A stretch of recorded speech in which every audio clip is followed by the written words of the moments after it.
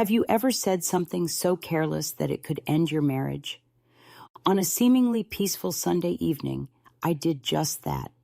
One word shattered everything I had built with my husband, my soulmate, and now I'll never see him again. It wasn't a fight. It's not one of those screaming matches people use to justify a breakup. It was quieter, more precise, a moment of emotional laziness, maybe even pride. We were on the couch. He had just come back from visiting his mother at the hospital. She was battling something serious, and it had been taking a toll on him. He looked tired, not just in his face, in his soul, and I, for reasons I still don't fully understand, said the thing I will never be able to take back. He was telling me how scared he was of losing her, of being alone, of not knowing what life would look like after.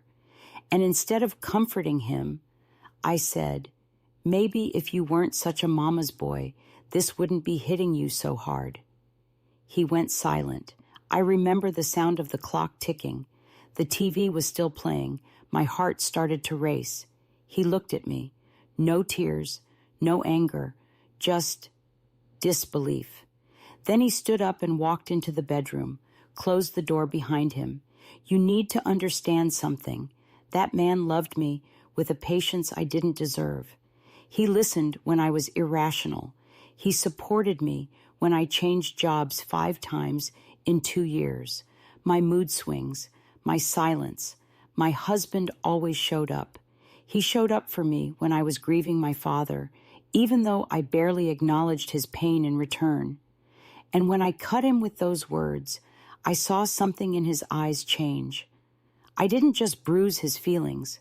I chipped away at the one thing that had kept us strong, his sense of safety with me.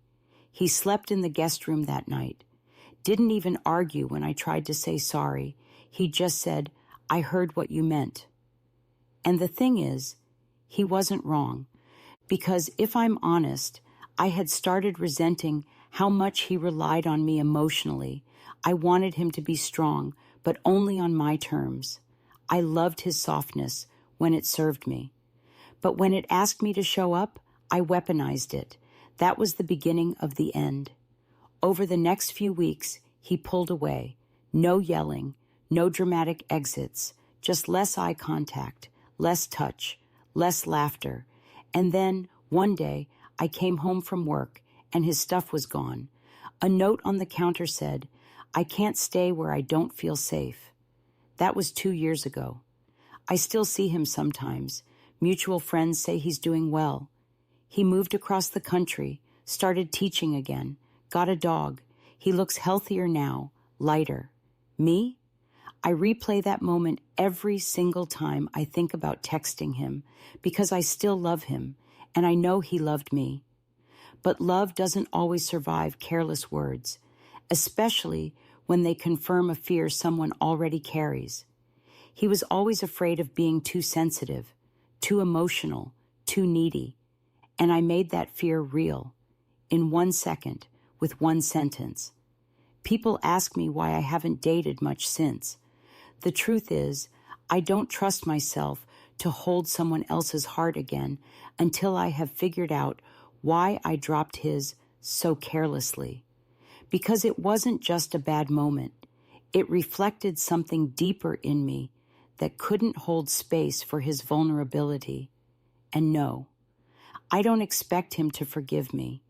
He owes me nothing. But if he ever hears this, somehow, I just want him to know you weren't too sensitive. You were exactly what I needed, and I wasn't strong enough to receive it. Sometimes we don't lose people because of betrayal. Sometimes we lose them because we cannot honor their softness.